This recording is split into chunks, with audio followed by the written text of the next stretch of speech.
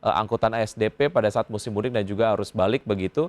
Sejauh mana ini kemudian sudah disampaikan secara intens Pak Yusuf dan sebisa mungkin sih masyarakat penuhi ini semua begitu ya untuk menjamin kelancaran perjalanannya nanti.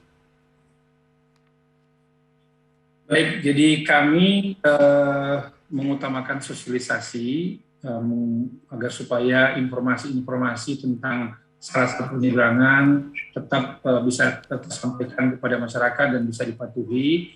Sedangkan untuk syarat masyarakat untuk mudik tentunya kita ASDP mengacu pada syarat yang dikeluarkan oleh regulasi sesuai dengan surat edaran Satgas COVID-19 nomor 16 tahun 2022 dan surat edaran Menteri Perhubungan Republik Indonesia nomor 38 tahun 2022, di mana ada ketentuan-ketentuan yang sudah melaksanakan vaksin booster, itu ada beberapa syarat yang harus dipenuhi, vaksin dosis kedua, vaksin dosis pertama, dan selanjutnya.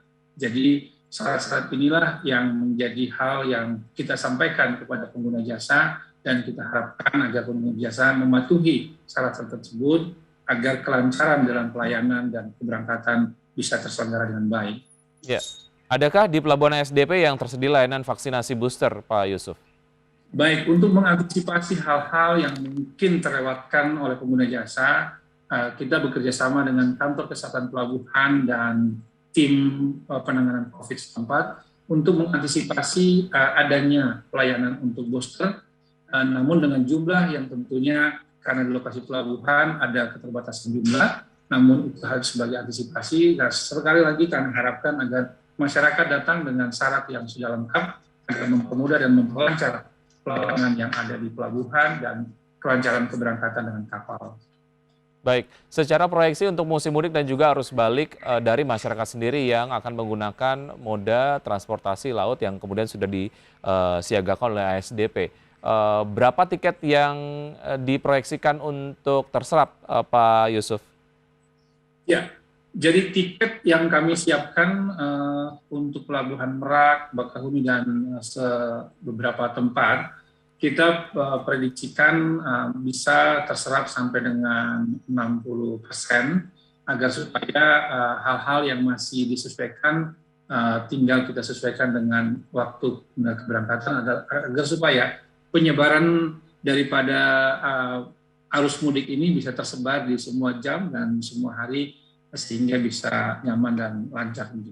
Baik, seperti yang tadi sudah disampaikan di grafis sebelum kita kemudian melakukan perbincangan ini terkait dengan sejumlah daerah yang rawan terjadi kelebihan muatan pada masa Lebaran tahun 2022, di antaranya adalah Batam, Banjarmasin, Pangkalan Bun, Madura, Selayar, dan juga Samarinda. Di daerah-daerah ini apa saja antisipasi yang dilakukan, Pak Yusuf?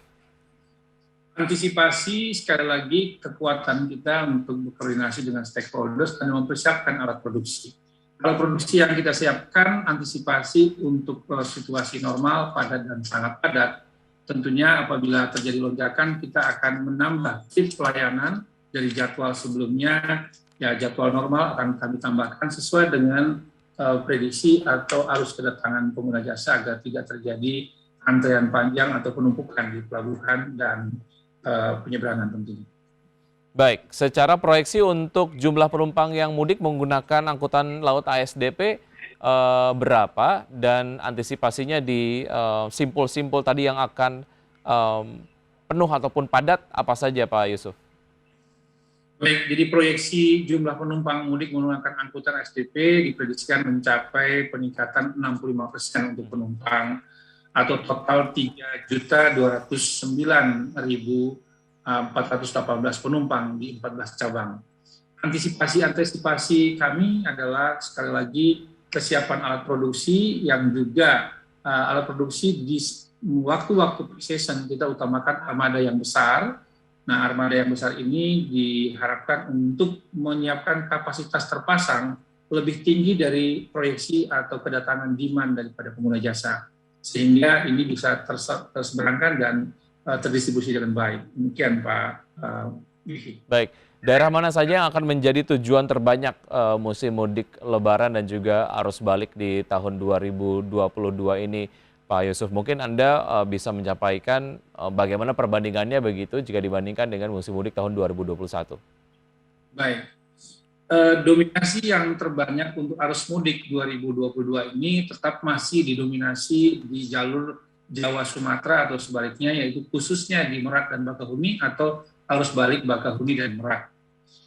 Yang kedua adalah dari Jawa Timur ke Bali, yaitu dari Banyuwangi atau Ketapang ke Gilimanuk, sebaliknya dari Gilimanuk ke Ketapang.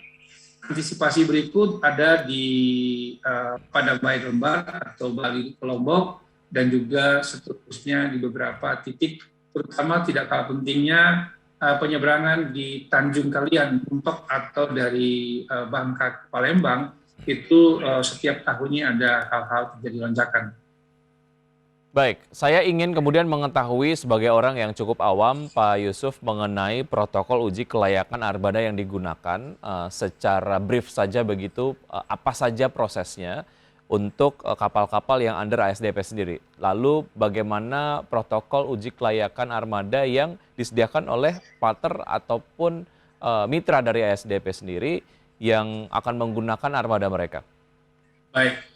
Untuk armada SDP atau alat produksi SDP, kami jauh hari sebelum masuk angkutan lebaran sudah mempersiapkan armada kami dengan melakukan checklist dan inspeksi langsung ke lapangan atau ke kapal dengan checklist yang harus melengkapi persyaratan standar pelayanan minimum dan hal-hal terkait status kapal, yaitu sertifikat kelas, sertifikat statutoria, kelas, dan juga keselamatan.